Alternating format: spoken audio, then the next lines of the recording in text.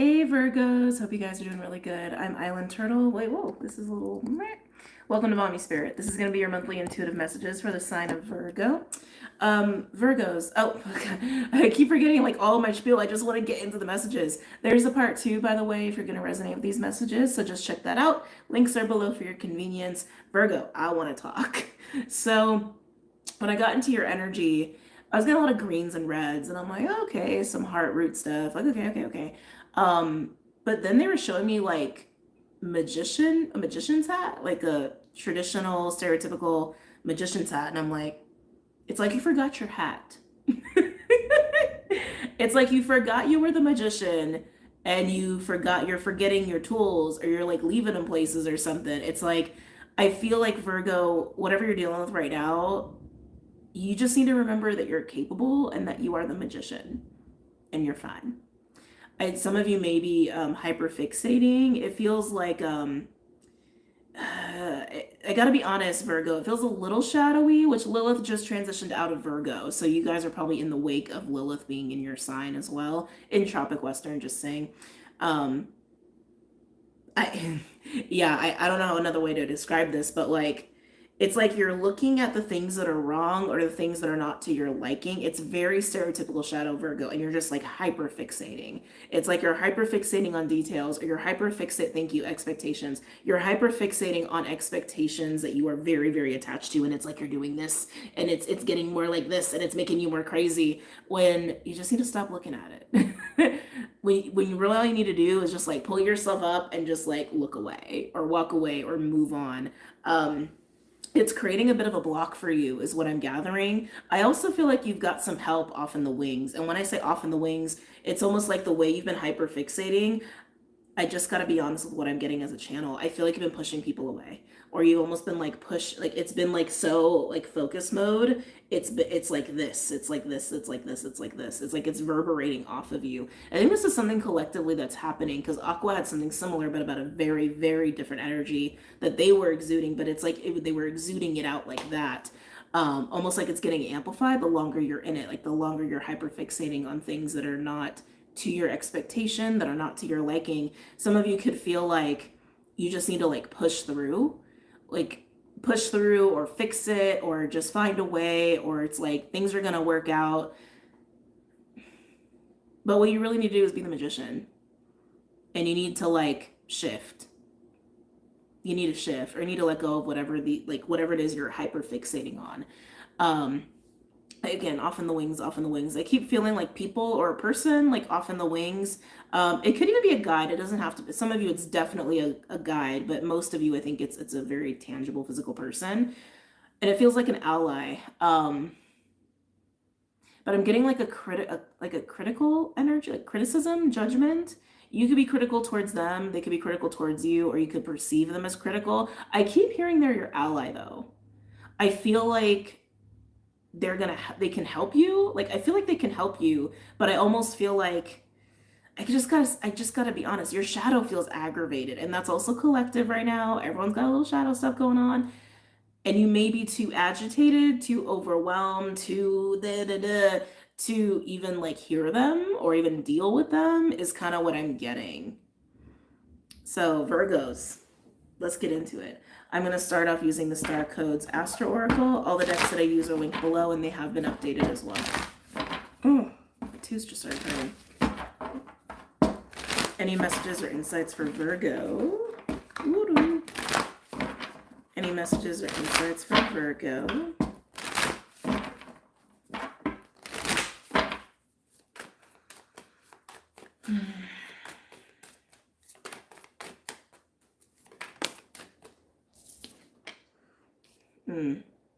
Second house with resources. You can be very, very, very fixated on money.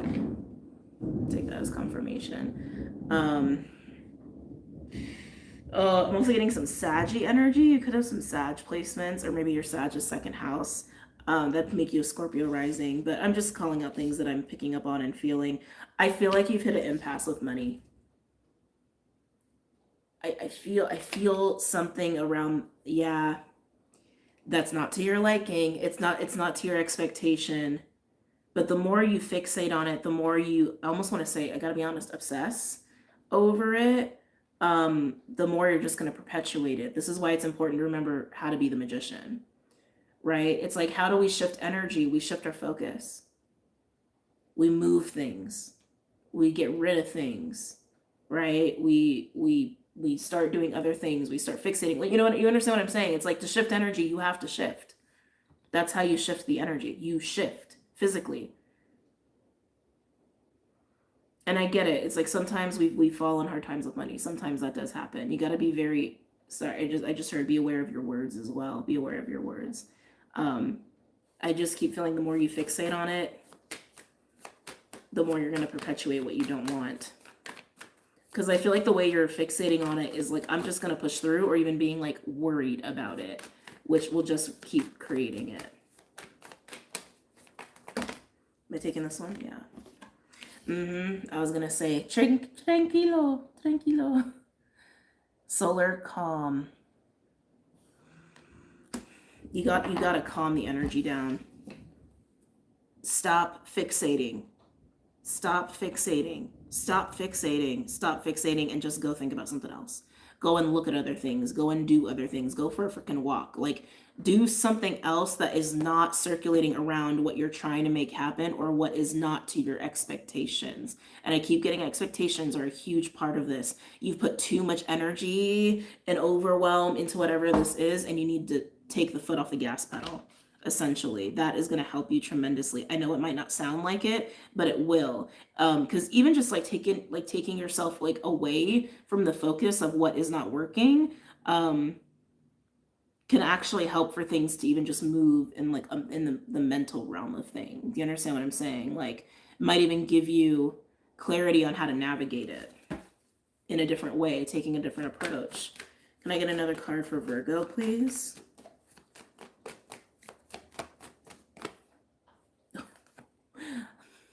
Eighth house. Eighth house is not exact. I wouldn't say it's the house of magician, but it is very magician-like. It is where we do alchemy, right? Is the eighth house. Interesting that we have the second and eighth. The houses of Scorpio and Taurus, the 1-7. So again, partnership may be a thing here, which I already was picking up. You got someone or people off in the wings here, like ready to help you, here to help you. Second house is, well, okay. Both the second house and the eighth house are about possessions. The second house is possession of materials. Eighth house is possession of emotional things, spiritual things, right? So it's interesting that possessions, things that we keep, things we attach to, or even fixate on, are coming up in your reading here. Both of these houses can also indicate how we deal with the loss of things as well, and the ever-changing things that happen when you go through those kinds of losses. I feel like the cards are literally saying, you're fixating too much here.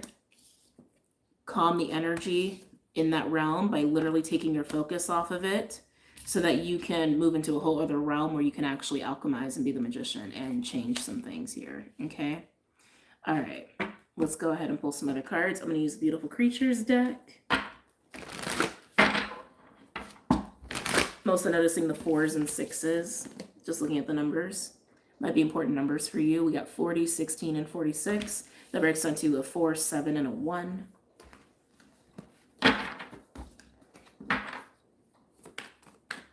Can I get a card for second house for Virgo? Whoa. Wow, 10 of Pentacles. So Virgos, it seems like what you're fixating on, for a lot of you, this is work, money, but it's more about long-term planning around these things, like trying to become wealthy, or trying to build up your career, or what does your career trajectory look like in the long term? What is the legacy you're trying to leave behind? That is what you're hyper fixating on. And I do want to say hyper fixating. Okay? I get that we have to plan. I get that we need to see a path, choose a path. How do we cultivate that path? Because second house is also about cultivation. And Virgo, you also represent cultivation in a major way, right? So you're trying to figure out, how do I cultivate the 10 of Pentacles? How do I do that? How do I cultivate a path where I have enough material possessions and resources and assets, right? Physical containers to really live and support myself in the way that I want to in the long term and even for future generations. Like, how do I do that? I feel like you already have a plan, and I just keep feeling like you're hitting challenges and roadblocks. And sometimes when that happens, maybe we're forcing something that isn't meant to happen just yet, or maybe there's actually a different way, a better way, and we're just not allowing ourselves to see it because we're getting too attached. Keep in mind, Virgo, when your season comes up, like specifically September though, of your birthday season, we're gonna have a lot of oppositions with Virgo placements with Saturn retrograding in Pisces. And it's gonna bring this up too during that time. So I'm giving you a heads up right now about that. How do you balance the desire to physically cultivate Pisces, right? That's the axis of Virgo Pisces. It's taking Pisces, the fantastical, dreamlike, intuitive, I can see all the ways, and being open to all the possibilities, and Virgo, who wants to just bring things into reality and get things going, get things cultivated, get things organized, get things functioning. You need to find the middle ground of those two. Like, how do you do that, but you stay open? How do you do that, but allow yourself to not get attached to doing things a specific way? That's what's going on here. It's going to really peak in September. I just want to be very clear with you. But this is what you are feeling like you're running into a roadblock on. Okay? Okay. Can I get a card for solar calm for Virgo? Detachment. Literally, detachment. Six of Swords. Ooh, does she have light language in her hair? I never noticed that before. She does. She has little light language streaks in her hair. Light language highlights. Yeah, this is Aquarius energy, which is actually really great because I feel like these expectations, I do feel like there's emotion behind these expectations. It could just be I thought I just saw a gold Leica like this. It could just be the standards you're trying to hold yourself to, because it is also very Virgo. It's not always an emotional thing for you, but sometimes it is. But Six of Swords is literally that combination of air and water, right? It's like trying to get to a place where you are a lot more calm and you're a lot more at peace and you're a lot more relaxed and laid back about things, and you are allowing yourself to move forward. That is very Aquarius, right? It's almost like having an emotional detachment by stopping the fixation. Stop the fixation. Stop the fixation. Stop the fixation. There's something about it that's not working, and it's not working for a reason. And you're only going to find out what that is when you stop fixating and you detach from your expectations. It will become clear. Let's move on to the 8th house.